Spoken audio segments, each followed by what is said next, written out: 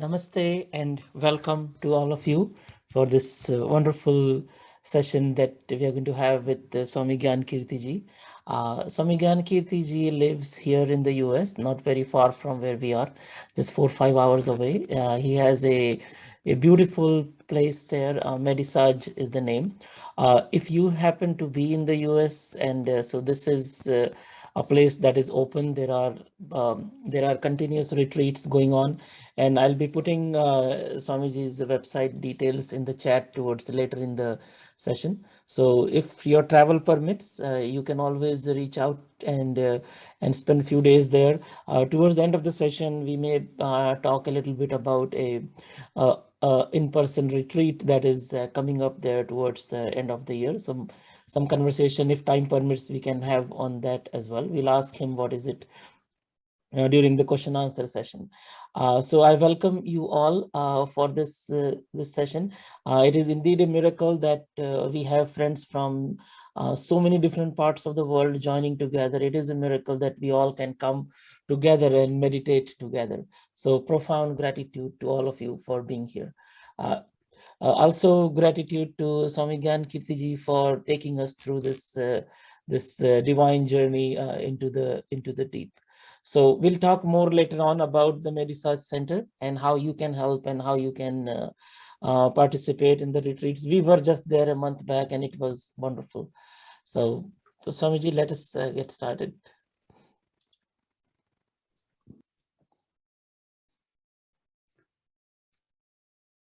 Thank you, Paritosh, for such a warm welcome.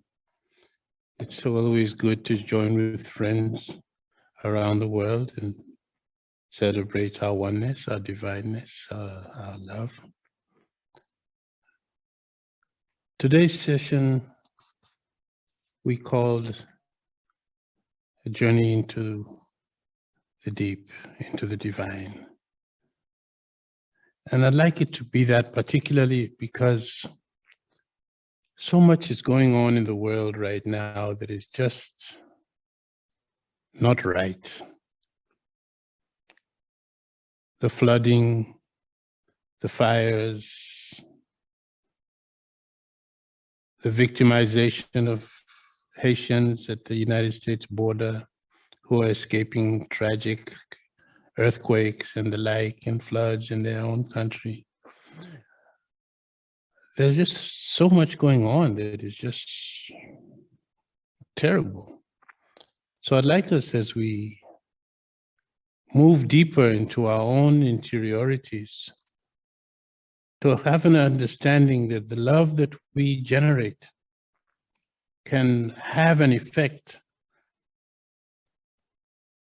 and affect outcomes of things that are happening around us. Because when we go deeper into ourselves, we become light. And light dispels darkness. And we have that responsibility to at least make an effort to leave this place that we have found ourselves in, this beautiful planet, a little better than we have found it.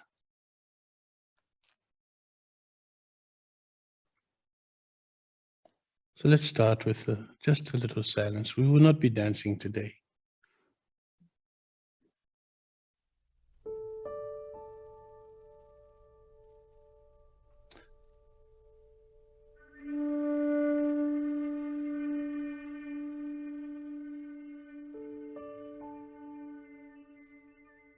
I'd like you to relax.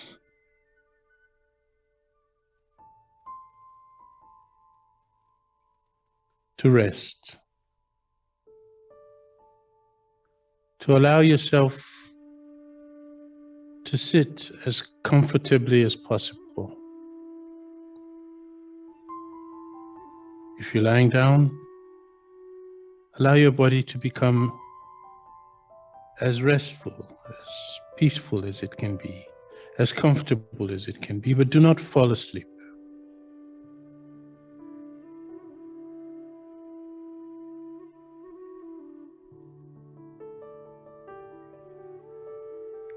Allow yourself to breathe slowly, deeply. comfortably.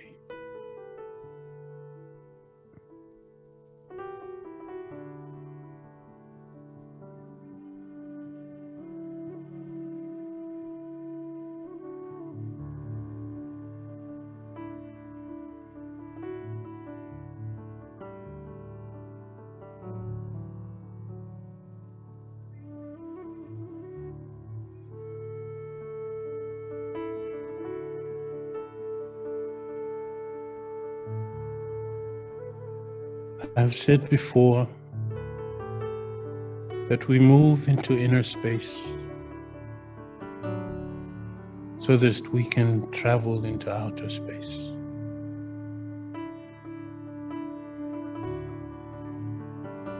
And that the human body is simply an interdimensional energy machine.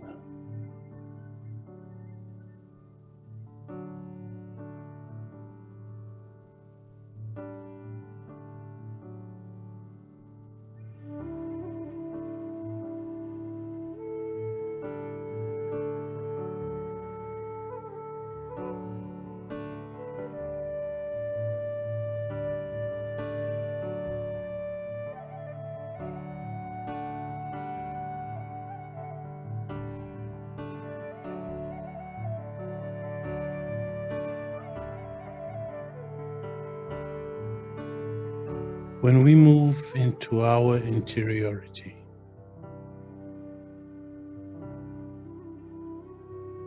we find ourselves accessing portals of energy, realms within dimensions that heal us, that empower us, that bring us knowing.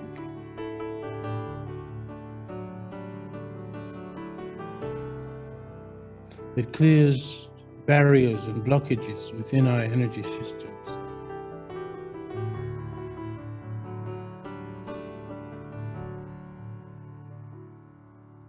That allows us to become more capable, spirit and bodies. Hence, we meditate and go deeper and deeper into ourselves.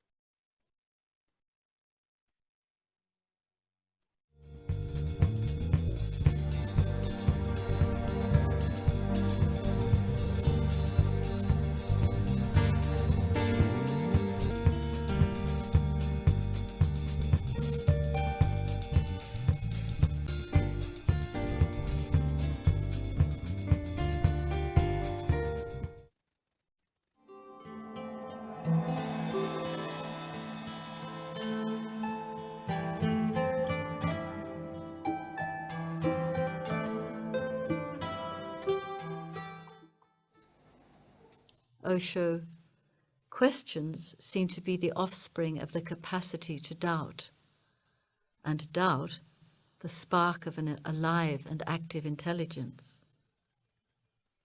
Without questions, and thus without doubt, how can intelligence continue to flourish? And yet within you is the ultimate in silence and the ultimate in intelligence.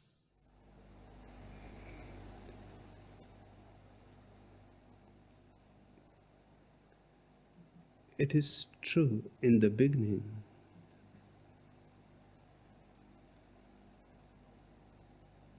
Doubt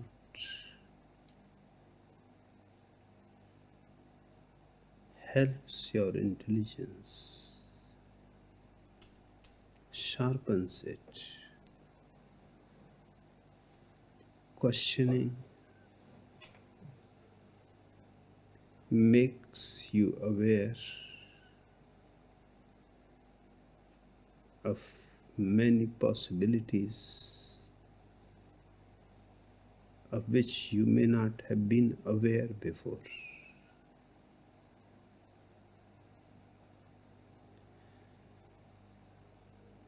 But this is only the beginning of the journey. At the end, when all your questions have disappeared,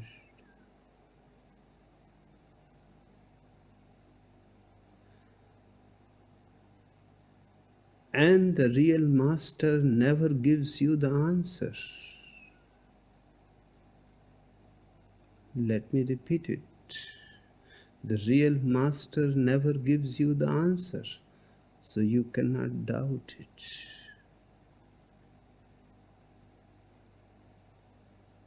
He brings you to a point where all your questions disappear. His answers are murderous, killing your questions, destroying them mercilessly, to bring you to a point where there is no question in your consciousness, and the master does not give you any answer that you can doubt. This non-questioning consciousness is the answer, and it is your experience. You cannot doubt it. It is there.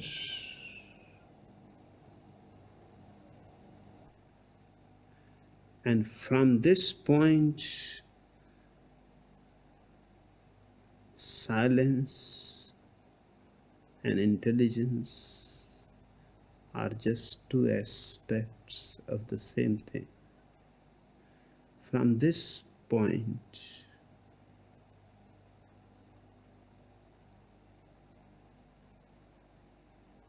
not knowing, innocence, and knowing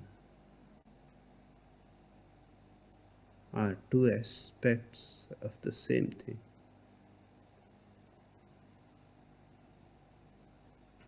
This is the mysterious world which is available to you if you can pass the jungle of questions and doubts and reach into the clear, where there are no questions and no doubts, no answers either. Just you are, with utter silence, with immense clarity, with tremendous sharpness.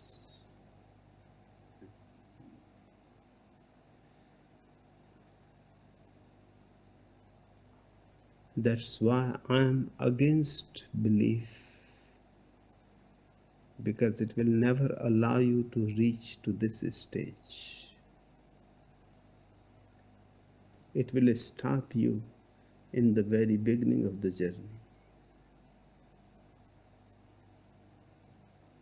It will not help to make you more intelligent.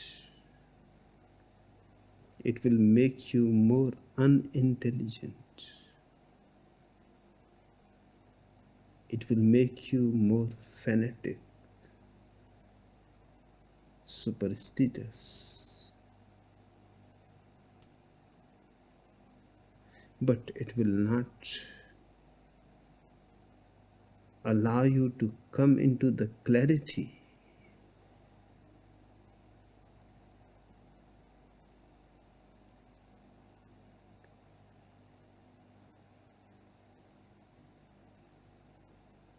which can be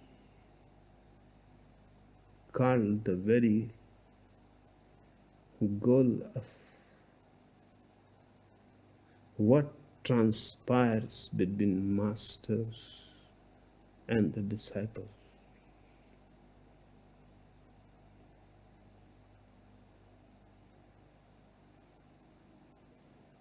The moment of total silence, the moment where everything is crystal clear.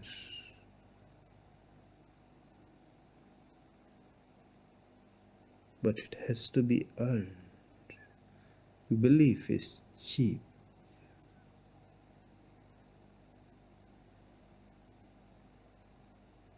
This will bring you something totally different, what I call trust in existence. In the dictionaries, trust and belief and faith are all synonymous, but not in reality.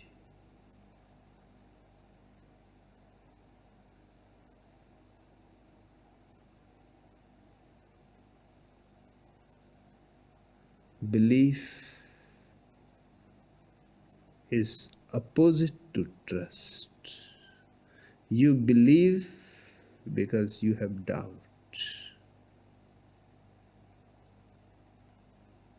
The belief is an antidote to doubt.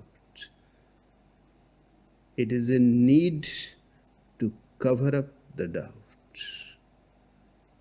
Trust when you don't have any doubt. So trust is not a belief. Belief is always in something, in some doctrine, in some principle, in some philosophy. Trust is in the totality of the cosmos.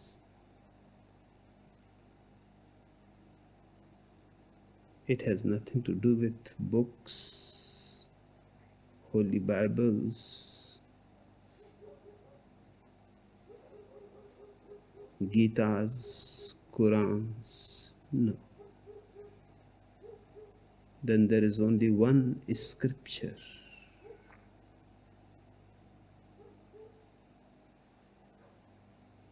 Which is spread all around you, in the trees, in the rivers, in the ocean, in the stars.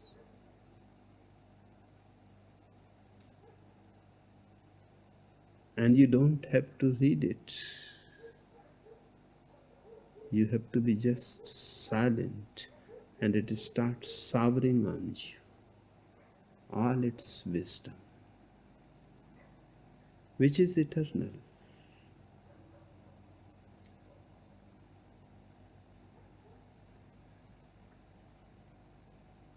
I am against belief because I want you to come to the point of trust.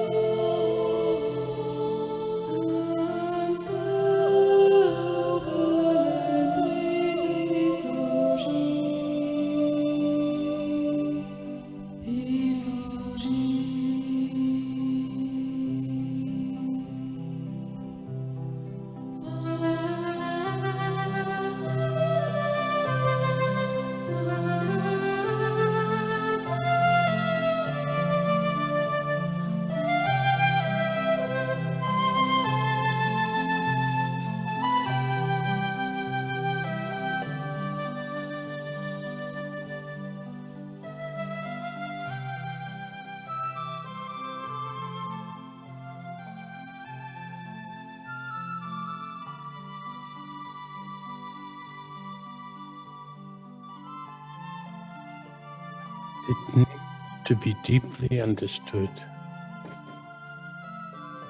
that you are here to fulfill life's longing for itself.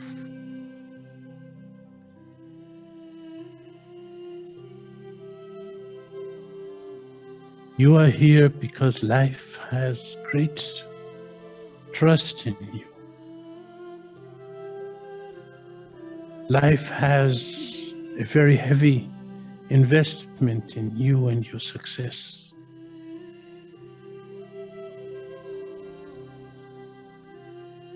Life trusts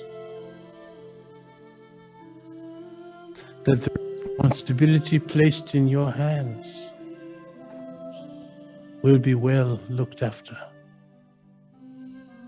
that you will protect the planet, that you will protect the children, that you will protect the disabled, that you will protect the weak and the old.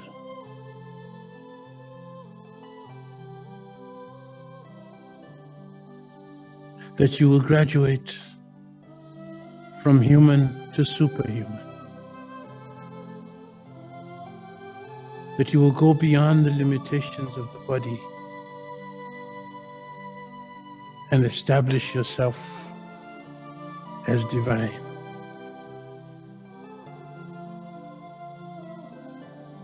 That you will find peace and become the peace that you want to see in the world. That you will become love and become the love that you want to see in the world.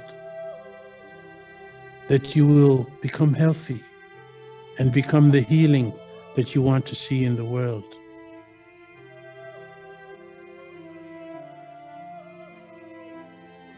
This is our responsibility.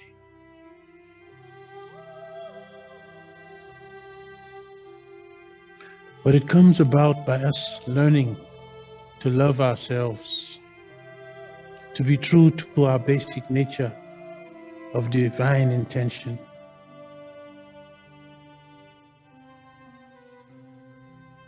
You cannot love the world if you do not love yourself.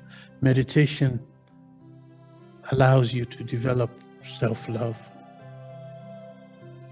Because as you grow within, you begin to see the magnificence of your own glory, your own power, your own peace, your own love, your own energy in general.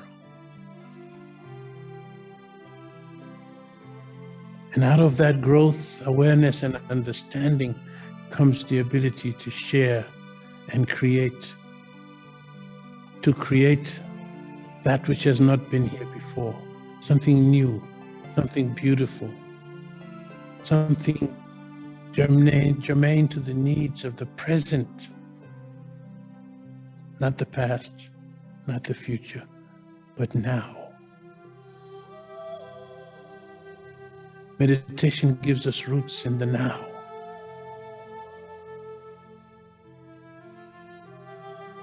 And out of our awareness of the depth of our power within the now, we respond to that which exists at this time.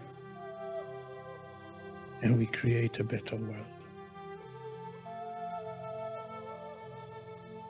But first, we must heal ourselves.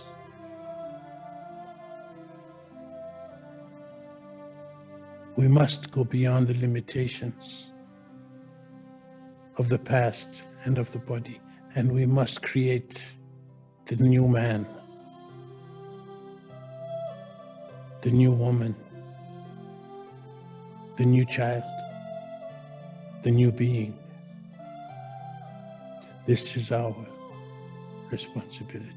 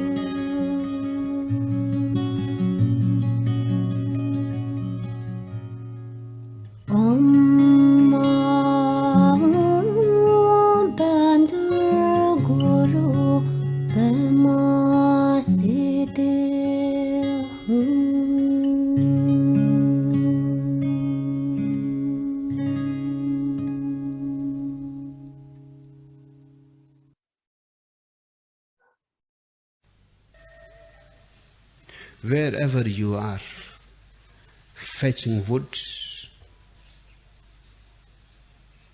or sitting on the throne as a king or as a president or a prime minister, makes no difference. Wherever you are yourself. If you are miserable in carrying wood, you will be miserable in being a president. Because outside things can change nothing. If you are happy being a beggar, only then you can be happy being an emperor. There is no other way. Your happiness has something to do with your quality of consciousness. It has nothing to do with outside things.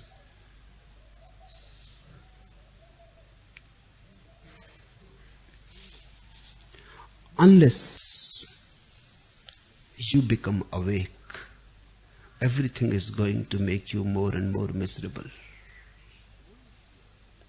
Once you are awake, everything brings tremendous happiness, tremendous benediction.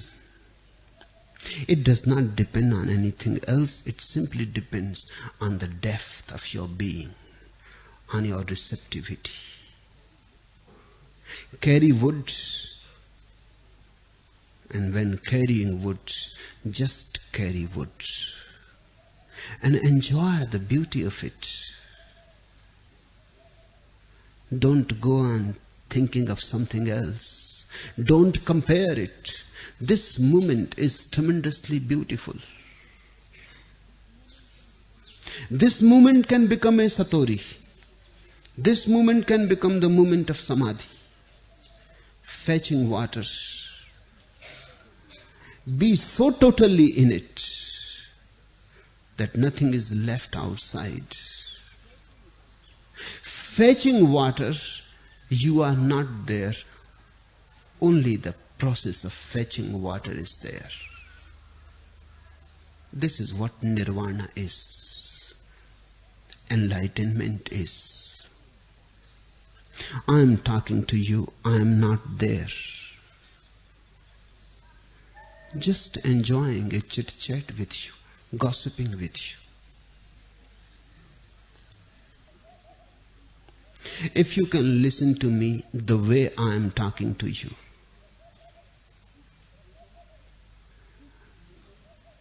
this moment is total. You are not moving outside it. The future has disappeared. Then you will have a glimpse of Satori.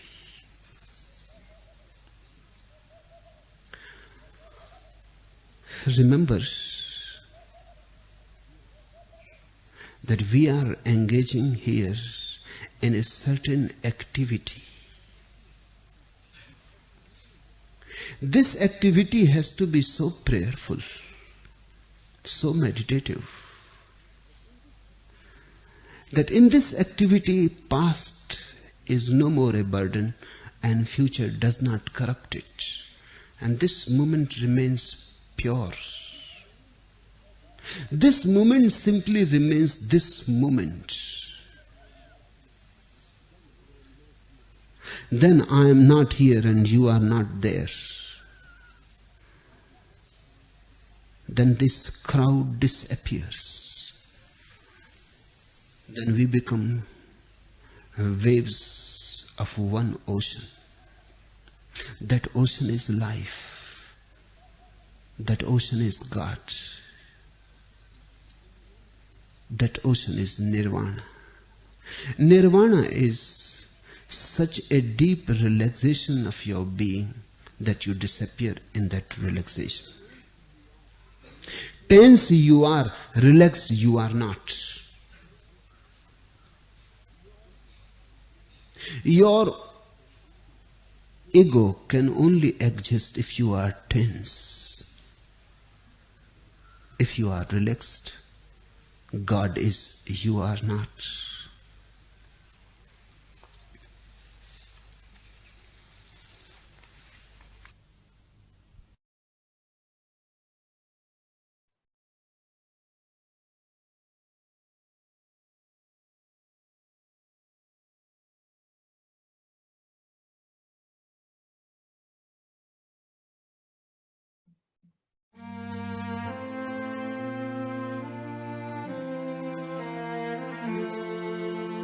gather up the brokenness, bring it to me now.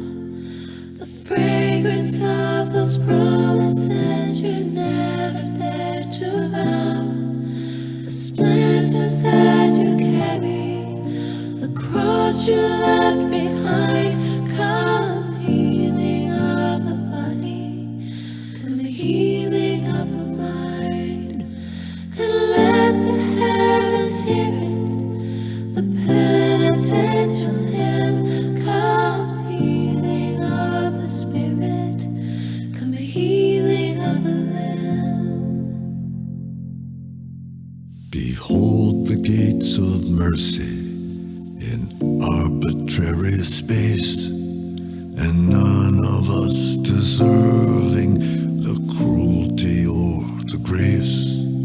O solitude of longing, where love has been confined, come healing of the body, come healing of the mind. Oh, see the darkness yielding that tore the light apart.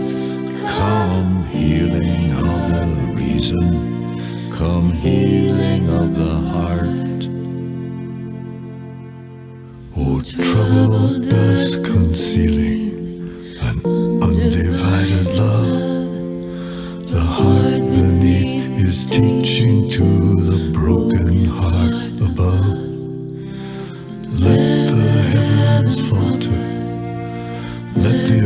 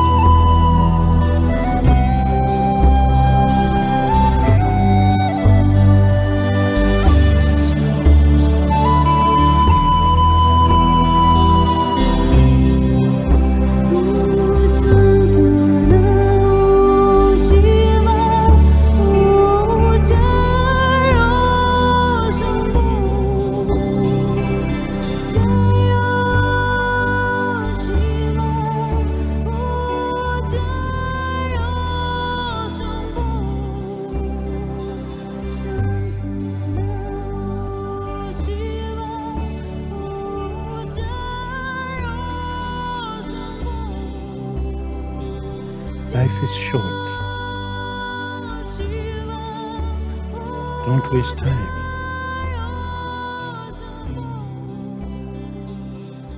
Close your eyes and go inside every chance you have. Familiarize yourself with your divine nature. Familiarize yourself with the spaces that exist within the vastness of the void that you live in. Familiarize yourself with the extent to which you can traverse the avenues of the universe, the realms of healing, the realms of beauty, of creativity, of love.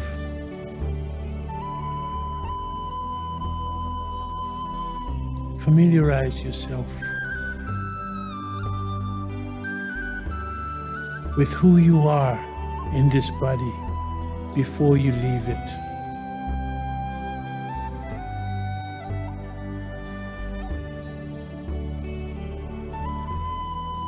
Allow yourself to fall into the ocean more and more, as a river, to fall into the ocean more and more.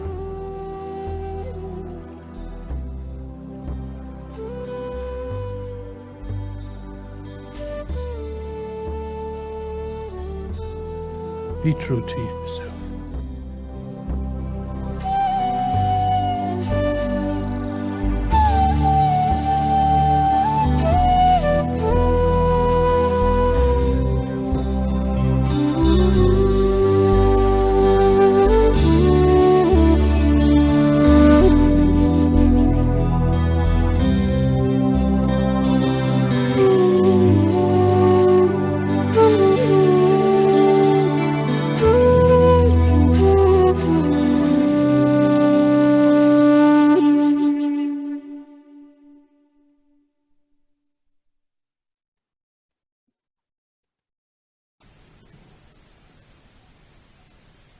The first question: is sitting silently, doing nothing, the same as looking into one's own being? No, it is not the same. Looking into one's own being is still doing something.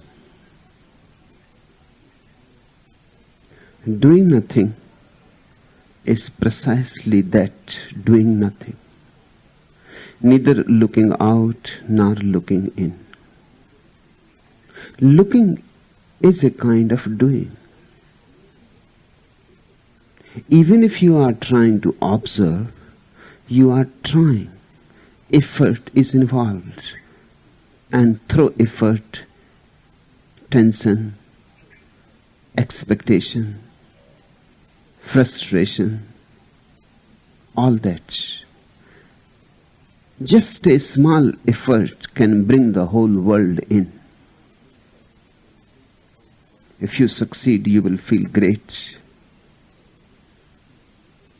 If you succeed, the ego will succeed. What is the effort is irrelevant. Success brings ego. Yes, even if you succeed in meditation, it brings ego. If you fail, it brings frustration. Frustration is nothing but the ego is feeling bad. It could not make it. The ego is hurt, wounded. With effort, the whole world enters in.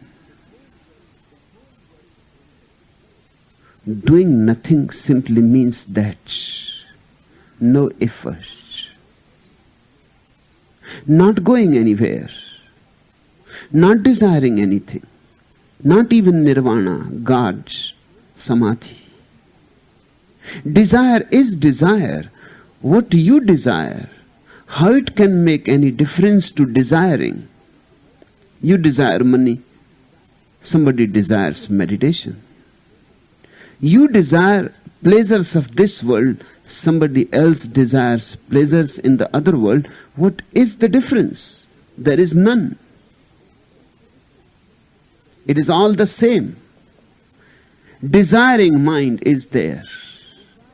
And desiring mind is the world. So even if you desire the other world, it remains the world. There is no other world. Desiring creates the world, the whole misery of it. Not doing anything means not desiring. There is no movement in you, in any direction. There is no future in your consciousness. There is nothing beyond this moment, just this. No going back, no going forward, no memory, no imagination. No out, no in. All is silent. There is no movement, no ripple is arising. That is non-doing. That is the greatest that can happen to human consciousness. Looking into one's own being is nothing compared to doing nothing.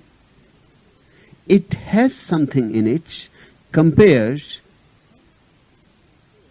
to outward movements. It is better, relatively, to move inward. A good step, but it is not the goal. It is part of the journey. Somebody is looking out, you are looking in. It is better than looking out.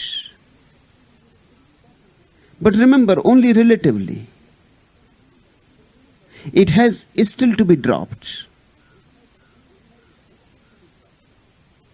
But you are coming closer home. Going out, you are farther away. Away, you are still looking in, but not so farther away. Not so far away. You are coming closer and closer and closer. But remember, closeness is also distance. Even when you are very close, 99 degrees, only 1 degree more, and the happening and the transcendence, still you are far away. You may not be able to make that 1 degree.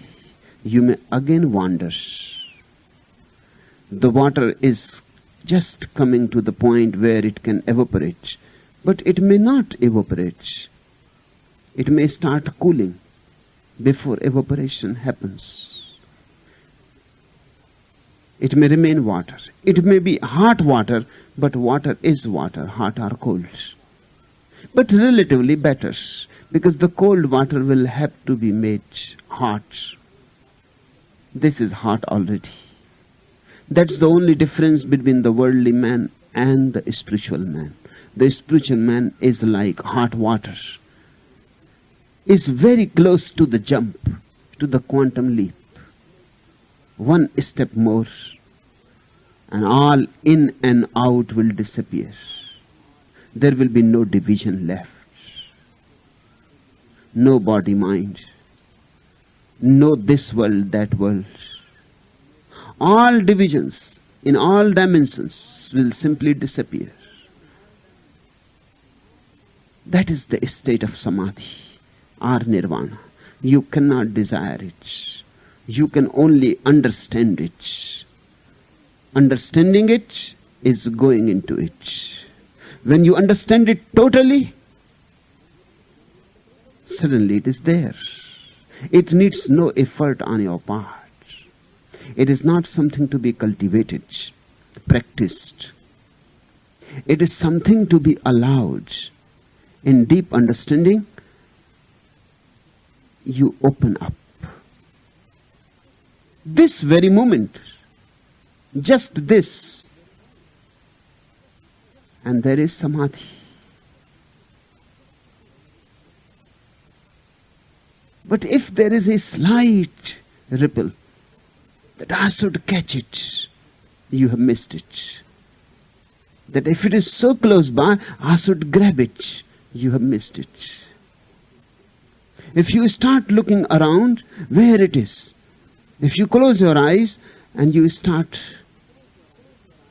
groping for it, you have missed it. Seeking is not the way to find. Non-seeking.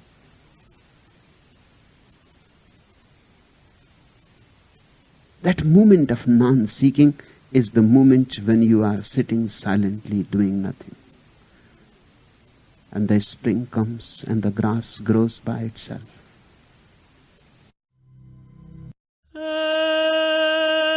Deusa do ébano,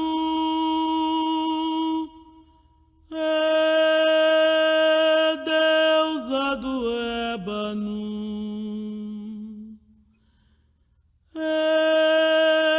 deusa do ébano, deusa do ébano.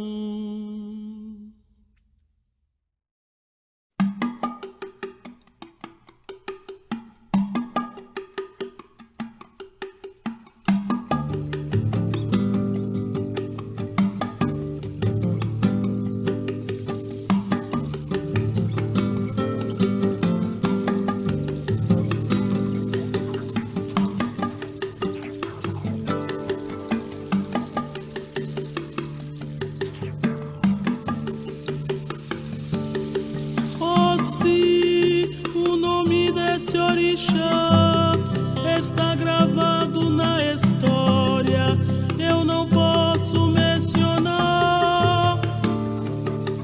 Gerado, foi criado, está esculpido na mente, muito além da minha consciência. Gerado, vou cantar no meu inferno a palavra mais justa de um rei, no seu culto candomblé. Ossi, o nome desse orixá, se você ainda não sabe, agora vou te